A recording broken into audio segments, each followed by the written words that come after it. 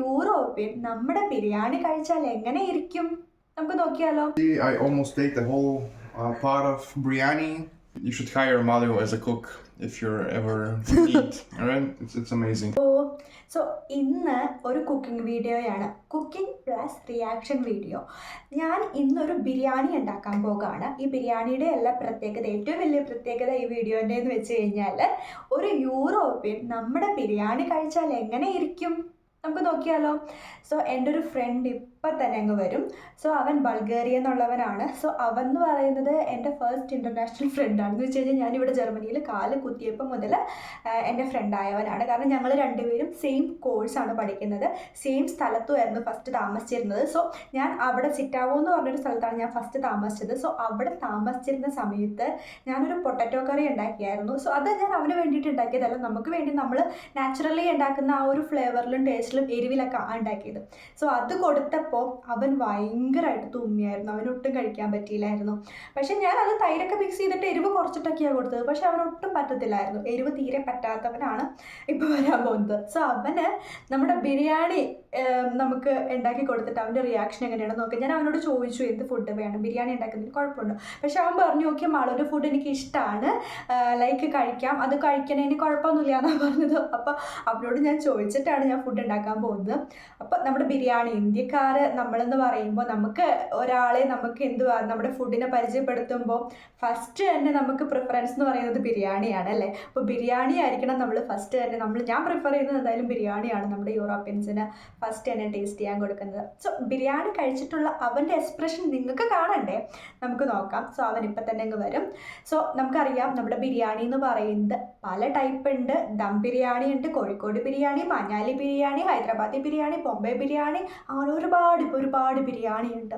So അത്രയും ബിരിയാണിയിൽ നിന്ന് ഞാനിപ്പോൾ സെലക്ട് ചെയ്തേക്കുന്നത് പാരഗൺ സ്റ്റൈലായിട്ടുള്ള ചിക്കൻ ബിരിയാണിയാണ്. സോ ഈ ബിരിയാണി സെലക്ട് ചെയ്യാൻ കാരണം എന്ന് വെച്ചാൽ ഇത് കുറച്ചും കൂടി എളുപ്പമാണ് ഉണ്ടാക്കാൻ വേണ്ടിയിട്ട്. അപ്പോൾ കുറച്ച് പെട്ടെന്ന് ചെറിയൊരു സമയത്ത് പെട്ടെന്ന് നമുക്ക് ഉണ്ടാക്കിയെടുക്കാൻ പറ്റുന്ന ഒരു ബിരിയാണി ആയതുകൊണ്ടാണ് ഞാൻ ഈ ഒരു റെസിപ്പി എടുത്തേക്കുന്നത്. സോ നമുക്ക് ഈ ബിരിയാണി എങ്ങനെയാണ് ഉണ്ടാക്കണതെന്ന് നോക്കാം. സോ ഉണ്ടാക്കി കഴിഞ്ഞിട്ട് അവൻ്റെ റിയാക്ഷനും നോക്കാം. സോ പക്ഷേ ഈ ബിരിയാണി ഞാൻ ഉണ്ടാക്കുന്നത് നമ്മുടെ കുറച്ച് യൂറോപ്യൻസിനെ കഴിക്കാൻ പറ്റുന്ന രീതിയിലുള്ളൊരു ഫ്ലേവറിലും ടേസ്റ്റിലൊക്കെ ആയിരിക്കും. എന്ന് പറഞ്ഞു കഴിഞ്ഞാൽ ഈ ബിരിയാണിക്ക് കുറച്ചും കൂടി പ്രത്യേകതയുണ്ട്. കാരണം യൂറോപ്യൻസിൻ്റെ ടേസ്റ്റിലാണ് ഞാൻ ഈ ബിരിയാണി ഉണ്ടാക്കാൻ പോകുന്നത്. സോ പെട്ടെന്ന് തന്നെ നമുക്ക് ബിരിയാണി അങ്ങ് ഉണ്ടാക്കിയിട്ട് വരാം. സോ എല്ലാവരും പറയൂ.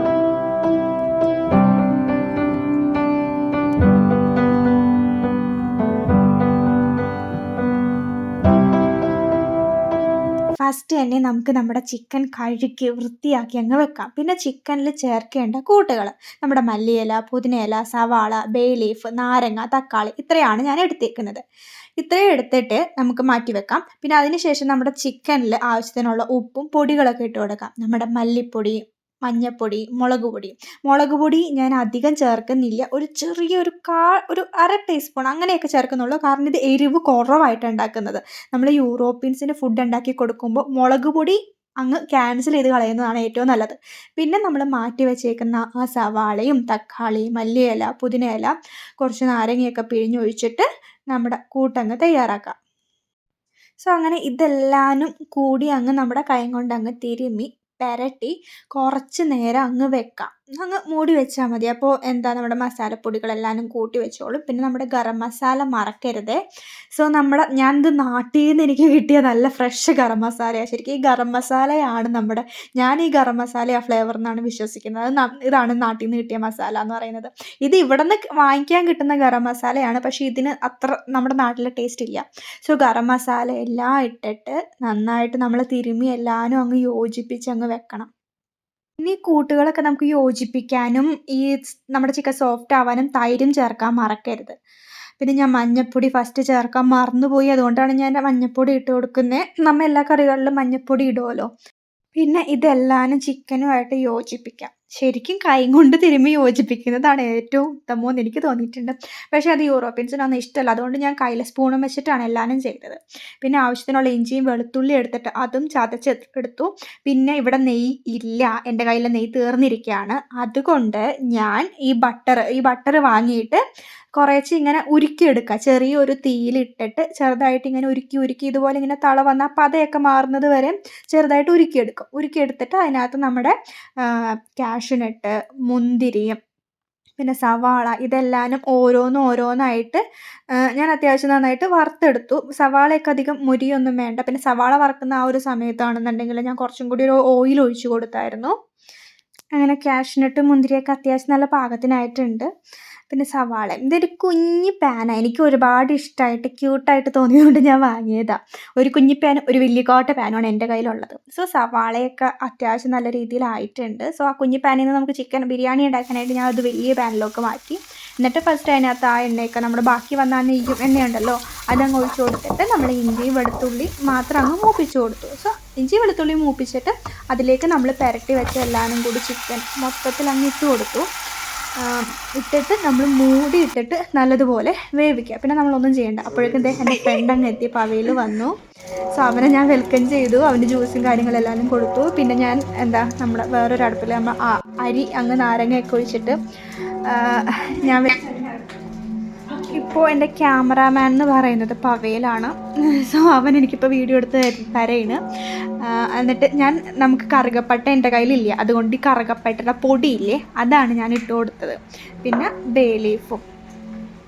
ഞാനിപ്പോൾ നാട്ടിൽ പോയിട്ട് ഏകദേശം 1 വർഷമായി. അപ്പോൾ അതുകൊണ്ട് തന്നെ എൻ്റെ കയ്യിലുണ്ടായിരുന്ന അത്യാവശ്യ സാധനങ്ങളൊക്കെ തീർന്നു പോയി.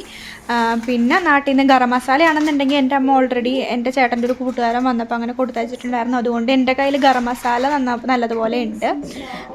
ബാക്കിയുള്ള എല്ലാ സാധനങ്ങളും തീർന്നു പോയി. പിന്നെ ഞാൻ ഇവിടെ ഒരു അറബിക് ഷോപ്പ് ഉണ്ടാവും, ഇവിടെ ഒരു അറബിക് ഷോപ്പ് എപ്പോഴും ഉണ്ടാവും. സോ അറബിക് ഷോപ്പിൽ നിന്നാണ് ഞാൻ ഈ സാധനങ്ങളെല്ലാം വാങ്ങുന്നത്.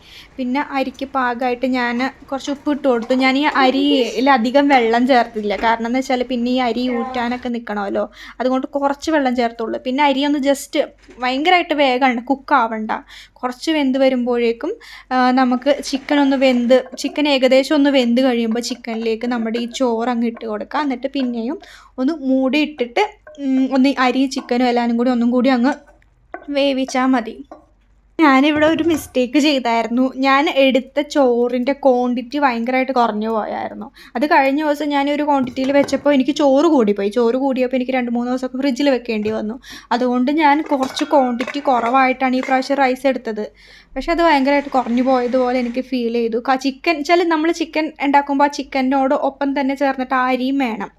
എന്ന് വെച്ചാൽ അധികമല്ല, എന്നാലും കുറച്ചും കൂടി ക്വാണ്ടിറ്റിയിൽ നമുക്ക് അരിയും കൂടി എടുക്കണം. പിന്നെ നമ്മൾ വറുത്ത് വെച്ച കാഷ്യൂനട്ട്, മുന്തിരി, സവാള വറുത്തത് ഇതെല്ലാവരും അങ്ങ് ഇട്ട് കൊടുത്തിട്ടാണ് നമ്മൾ മൂടിയിട്ട് വേവിച്ചത്. നമ്മൾ സാധാ ബിരിയാണി ഉണ്ടാക്കുന്ന എല്ലാ സ്റ്റെപ്പും തന്നെയാണ് നമ്മളിത് പ്രോസസ്സ് ചെയ്തത്. പക്ഷേ നമ്മൾ ഈ ചിക്കൻ ബിരിയാണിയുടെ ഒരു വെറൈറ്റി എന്ന് വെച്ചാൽ നമ്മൾ ഈ സവാളയൊക്കെ ഈ പച്ചക്ക് നമ്മൾ അരിഞ്ഞിട്ട് വെച്ച് പെട്ടെന്ന് കുക്ക് ചെയ്ത് കഴിയും. ഈ സാധനം എന്ന് വെച്ചാൽ അധികം നേരമൊന്നും വേണ്ടല്ലോ, ഇതൊക്കെ അരിഞ്ഞ് അങ്ങ് പുരട്ടി വെച്ചിട്ട് ചിക്കൻ അങ്ങ് മൂടിയിട്ട് അങ്ങ് വേവിച്ചാൽ മതി. സോ അതുകൊണ്ട് നമുക്ക് ഈ സവാള വാട്ടാൻ നിൽക്കണ്ട, അല്ലെങ്കിൽ ഈ സവാള മസാല മൂപ്പിക്കുക, ചിക്കൻ വറക്കുക. അങ്ങനെ ഞാൻ ചിക്കൻ വറുത്തിട്ടാണ് കൂടുതലും ബിരിയാണി വെക്കുന്നത്. സോ ഇതിനേക്കാളും കൂടുതൽ സമയം വേണം. പക്ഷേ ഇതിനധികം സമയം വേണ്ട.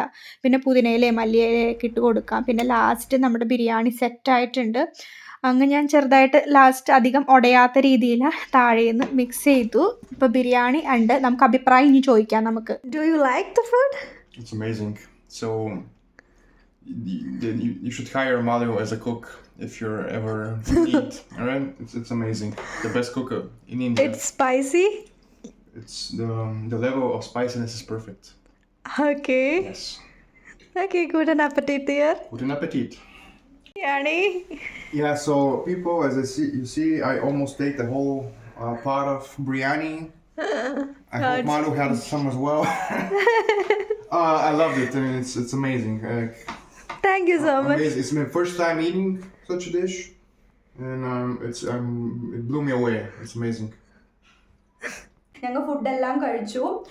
ഞങ്ങൾ ജസ്റ്റ് ഒന്ന് പുറത്തോട്ടൊക്കെ പോയി. അവൻ പിന്നെ അവൻ്റെ വീട്ടിലേക്ക് പോയി, അവനെ പറഞ്ഞയച്ചു. അപ്പം ഞാൻ കൺക്ലൂഷൻ പറയാൻ വേണ്ടി വന്നതാണ്. സോ അവൻ്റെ അഭിപ്രായമൊക്കെ നിങ്ങൾ അറിഞ്ഞില്ലേ? സോ ഓഫ് കോഴ്സ് നല്ല ബിരിയാണി ആയിരുന്നു. അപ്പം നിങ്ങൾ എന്തായാലും ഈ ബിരിയാണി ട്രൈ ചെയ്യൽ മാത്രമല്ല, ഈ ബിരിയാണി നിങ്ങളുടെ യൂറോപ്യൻ ഫ്രണ്ട്സിന് എന്തായാലും നിങ്ങൾ ഉണ്ടാക്കി കൊടുക്കണം. ഉണ്ടാക്കി കൊടുത്തിട്ട് അവരുടെ അഭിപ്രായം നിങ്ങൾ ചോദിക്കുക. അവരെന്തായാലും നല്ലത് പറയത്തുള്ളൂ. അപ്പോൾ യൂറോപ്യൻസിന് ഞാൻ എന്തായാലും ഈ വീഡിയോസിൽ പറഞ്ഞിട്ടുണ്ട്, ഈ വീഡിയോയിൽ ഓൾറെഡി ഉൾപ്പെടുത്തിയിട്ടുണ്ട്. യൂറോപ്യൻസിന് നമ്മൾ ഫുഡ് ഉണ്ടാക്കി കൊടുക്കുമ്പോൾ നമ്മുടെ മുളക് പൊടി, ചില്ലി പൗഡർ പൂർണ്ണമായിട്ട് ഒഴിവാക്കുക. കാരണം എന്ന് വെച്ച് കഴിഞ്ഞാൽ അവർക്ക് ഒട്ടും മുളക് പറ്റത്തില്ല. അവർ ഭയങ്കരമായിട്ട് തുമ്മും. ചിലവർക്ക് കുഴപ്പമുണ്ടാവത്തില്ല, ചിലവർക്കൊക്കെ ചെറുതായിട്ടൊക്കെ ടോളറേറ്റ് ചെയ്യാൻ പറ്റും സ്പൈസസ്. ഇപ്പം ഞാൻ ട്രസ്റ്റഡ് എന്ന് പറയുന്ന ഒരു പ്ലേസിൽ നിന്ന് ആ ഒരു സമയത്തെന്ന് വെച്ചാൽ അവിടെ ഒരു ജർമ്മൻ കൊച്ചുണ്ടായിരുന്നു. അവൾക്കാണെന്നുണ്ടെങ്കിൽ ചെറിയ സ്പൈസസ് ഒക്കെ പറ്റും. ഞാൻ നോർമലി ബിരിയാണി വെച്ചാൽ പോലും കഴിക്കും. അപ്പം ചിലവർക്ക് പറ്റും എരിവ്, പക്ഷെ ചിലവർക്ക് തീരെ പറ്റത്തില്ല. ഇപ്പോൾ വന്നവൻ അങ്ങനെയാണ്, അവന് തീരെ എരിവ് പറ്റാത്ത ഒരുത്തനായിരുന്നു. പക്ഷേ ബിരിയാണി അവന് ഇഷ്ടപ്പെട്ടു, അവൻ മര്യാദക്ക് കഴിച്ചു. ഞാൻ ഒരുപാട് ഹാപ്പിയാണ്. ഞാൻ ഉണ്ടാക്കി കൊടുക്കുന്ന ഫുഡ് മറ്റുള്ളവർ ആസ്വദിച്ച് കഴിക്കുന്നത് കാണാൻ നമ്മൾ ഹാർട്ട്ഫുള്ളി മനസ്സിൽ നിന്ന് നമ്മൾ ഒരുപാട് സന്തോഷിക്കും. അത് നമ്മൾ എല്ലാവരും അങ്ങനെയല്ലേ, നമ്മൾ ഉണ്ടാക്കുന്ന ഫുഡ് ഒരാൾ ആസ്വദിച്ച് കഴിക്കുന്നത് കൊണ്ട് നമ്മൾ ഒരുപാട് സാറ്റിസ്ഫൈഡും ഹാപ്പി ആയിരിക്കും. സോ അപ്പോൾ എന്തായാലും നിങ്ങൾ ഈ ബിരിയാണി ട്രൈ ചെയ്യത്തില്ലേ? ട്രൈ ചെയ്യൽ മാത്രമല്ല, ഇതുപോലെ ബിരിയാണി നിങ്ങളുടെ യൂറോപ്യൻ ഫ്രണ്ട്സിന് നിങ്ങൾ ഉണ്ടാക്കി കൊടുക്കാൻ മറക്കരുത്. സോ ഇത്രേ ഉള്ളൂ ഇന്നത്തെ വീഡിയോ. ഞാൻ ഇവിടെ വൈൻഡപ്പ് ചെയ്യാണ്. സോ എല്ലാവർക്കും ബൈ.